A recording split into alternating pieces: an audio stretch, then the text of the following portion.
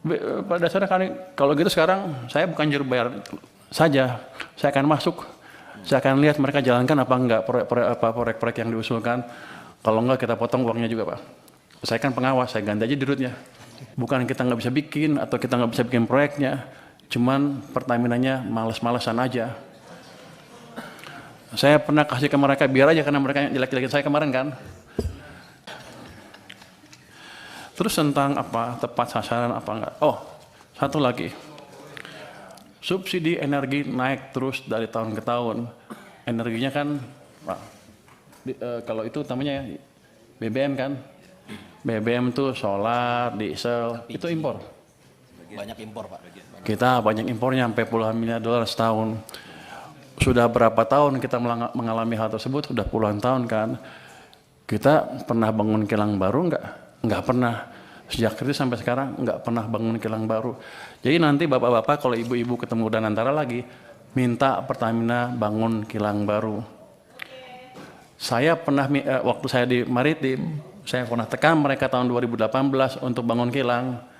Mereka janji mereka akan bangun 7 kilang baru dalam waktu 5 tahun. Sampai sekarang kan nggak ada satupun. Jadi Bapak tolong kontrol mereka juga. Dari saya kontrol, dari Bapak-Bapak juga kontrol. Karena kita rugi besar. Karena kita impor dari mana? Dari Singapura. Minyak, produk minyaknya. Pabrik pupuk juga. Jadi pada dasarnya kalau gitu sekarang saya bukan juru bayar saja. Saya akan masuk. Saya akan lihat mereka jalankan apa enggak proyek-proyek yang diusulkan. Kalau enggak kita potong uangnya juga Pak. Saya kan pengawas, saya ganti aja dirutnya. Artinya timbal balik. Jadi ini saya pikir masukan yang bagus sekali dari DPR. Gimana caranya kita memproduksi, tadi Pak Khairul Imam juga memperbaiki alat-alat produksi, termasuk menyediakan alat produksi yang baru yang selama ini kita gagal membangun. Jadi kilang itu bukan kita nggak bisa bikin atau kita nggak bisa bikin proyeknya, cuman Pertamina-nya males-malesan aja. Saya pernah kasih ke mereka biar aja karena mereka yang jelek-jelekin saya kemarin kan. Saya pernah kasih tawaran ke mereka kalau nggak bisa bikin ya udah, ini ada investor dari Cina mau bangun kilang, Anda perlu beli 30 tahun, setelah 30 tahun Anda dapat kilangnya gratis. Pertamina bilang kami keberatan dengan usul tersebut karena kami sudah over capacity. Waktu saya kaget, over capacity apa? Kami sudah rencana bangun 7 kilang baru, satu pun nggak jadi kan? Mereka bilang, iya tapi ke depan akan jadi, sampai sekarang nggak jadi. Yang ada malah beberapa dibakar kan. Jadi tolong dari parlemen juga mengontrol Pertamina untuk hal tersebut. Jadi kita kerjasama.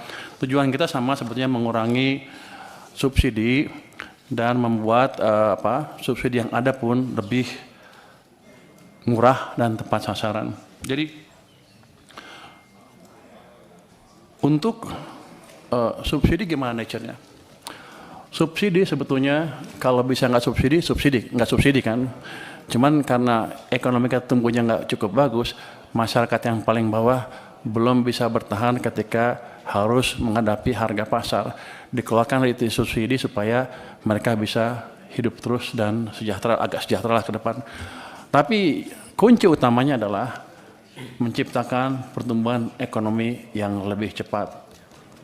Jadi kita akan mencoba meningkatkan kesejahteraan semuanya sehingga mereka semua kuat pada satu titik, nggak harus subsidi lagi. Jadi langkah itu ke depan menciptakan pertumbuhan ekonomi yang lebih cepat. Makanya saya setuju banget dengan ambisi Pak Prabowo untuk menciptakan pertumbuhan ekonomi 8%. Walaupun susah mungkin ke 8, tapi selama kita bergerak ke arah sana dan bukan ke arah bawah seperti sebelumnya, harusnya cita-cita lama-lama akan tercapai juga. Jadi saya mohon Komisi 11 mendukung saya dalam hal itu, bersama-sama menciptakan tadi pertumbuhan ekonomi yang lebih cepat.